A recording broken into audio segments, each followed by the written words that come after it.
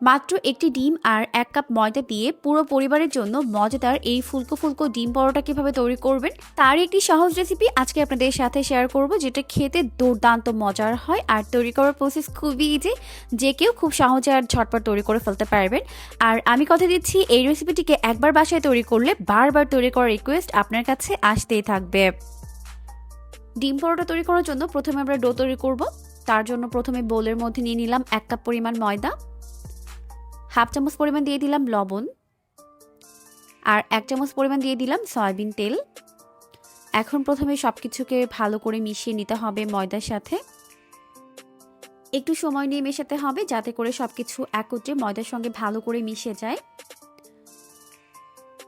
তো সব কিছু যখন একত্রে ভালো করে মিশে যাবে, ওই পর্যায়ের মধ্যে অল্প অল্প করে নর্মাল তাপমাত্রার পানি দিয়ে এটাকে খুব ভালো করে মেখে একটি ডো তৈরি করে নিচ্ছে। আর চেষ্টা করবেন এখানে পানি একবারে না দিয়ে অল্প অল্প করে দিয়ে মিশিয়ে নিতে, এতে করে ডোটি একদম পারফেক্ট হবে। তো অল্প অল্প করে পানি দিয়ে আমি এরকম একটি সফট ডো তৈরি করে নিয়েছি। এখন এই ডোটিকে হাতের মধ্যে নিয়ে এরকম একটি গোলাকার শেপ দিয়ে দিচ্ছে। এরপর এই ডোটিকে আমি ঢেকে রেখে দিব প্রায় 10 মিনিটের জন্য।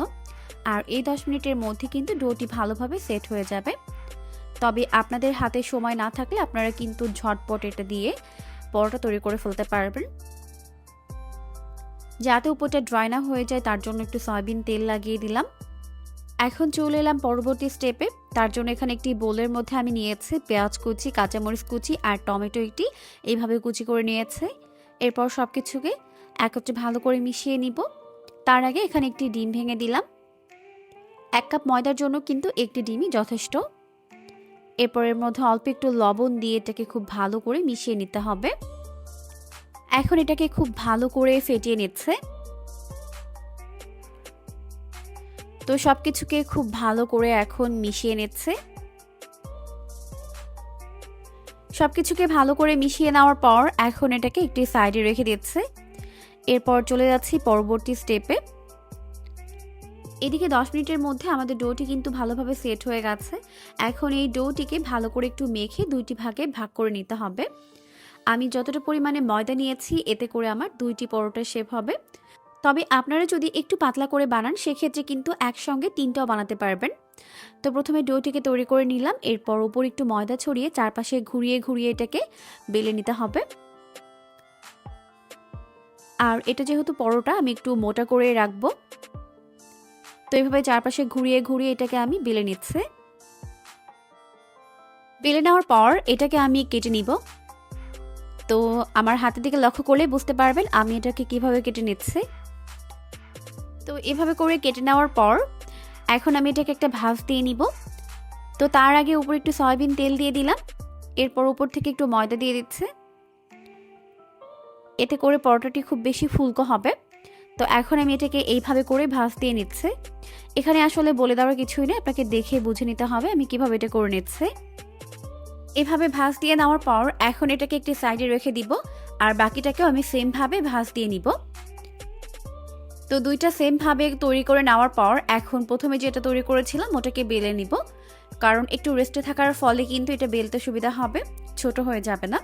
এখন একটু সময় নিয়ে চারপাশে ঘুরিয়ে ঘুরিয়ে এটাকে পাতলা এবং বড় করে বেলে নিচ্ছে। তো বেলে নেওয়া হয়ে গেছে। এখন এটাকে একটু সাইডে রেখে দিব।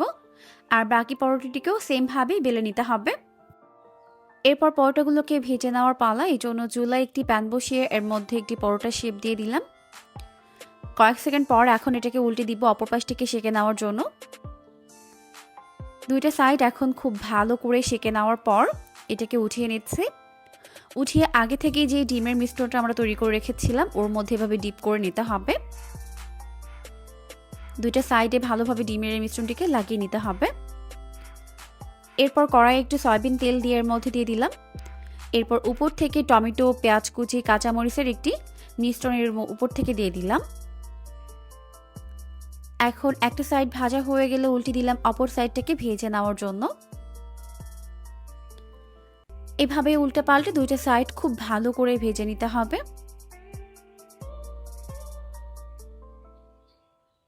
তো উল্টে পাল্টে দুইটা সাইড ভালো করে ভেজে নেওয়ার পর দেখতেই পাচ্ছেন এটা কিন্তু এখন ফুলতে শুরু করেছে।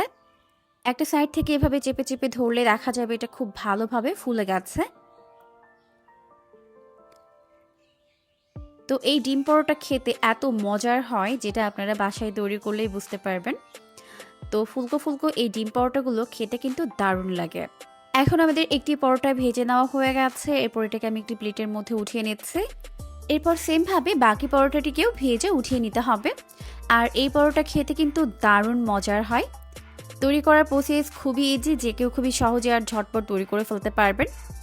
আশা করছি রেসিপিটি আপনাদের কাছে সহজ এবং ভালো লেগেছে। সকাল কিংবা বিকেলে নাস্তার জন্য কিংবা ঝটপট অতিথি আপ্যায়নও তৈরি করে ফেলতে পারবেন এই মজাদার ডিম পরোটা। তো অবশ্যই রেসিপিটিকে ফলো করে বাসায় ট্রাই করবেন, দেখবেন পরিবারের সবাই পছন্দ করবে। পরবর্তী ভিডিও দেখার আমন্ত্রণ জানিয়ে বিদায় নিচ্ছি। সবাই ভালো থাকবেন। আল্লাহ হাফিজ।